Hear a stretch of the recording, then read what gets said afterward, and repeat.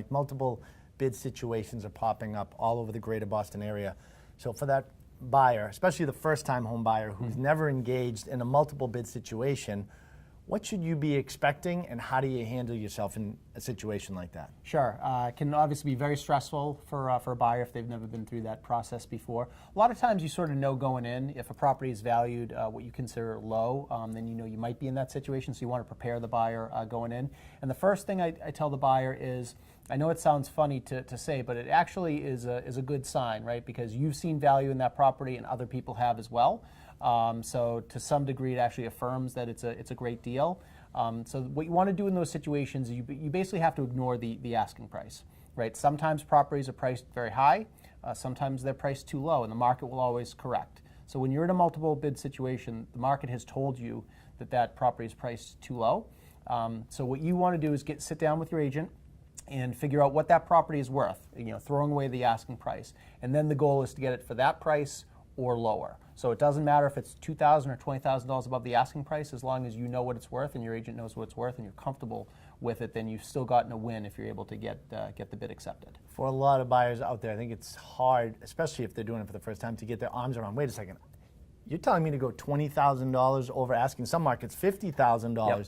It's almost like they have to get burned a couple times, unfortunately, before they realize this is the market that we're in. Absolutely. And if they've been out there for a while, that's why it's good for buyers to have seen a lot of the inventory. And if they've been looking for a while, sometimes they've seen properties that actually have closed, so they get an idea of what they actually closed for, and they can compare that to what they're seeing out in the market. So, yeah.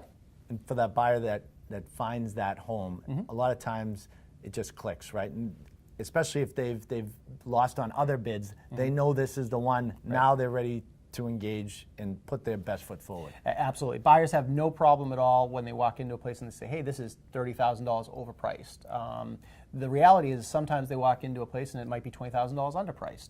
But when they've seen enough, I always tell them, when you're first starting out, I might turn to you and say, hey, this is the perfect house for you, but they don't know it yet. Once they've seen enough properties, they've seen 15, 20 or more properties, they're going to turn to me and say, this is the right property. What do I got to do to lock this up? And that's when we start that process. And that's the importance of working with a buyer's agent like yourself. Somebody is going to be there to guide you through the process, make sure you're structuring your offer in the best way possible to get that offer accepted. Yep, you want to know what the fair market price of it is, and also be honest. You need to be able to tell people if something is overpriced, and also tell them underpriced. And when you've built that trust with the buyer, a lot of times you're confirming what they already feel. Hey, I know this is a great house. I know this is a great steal.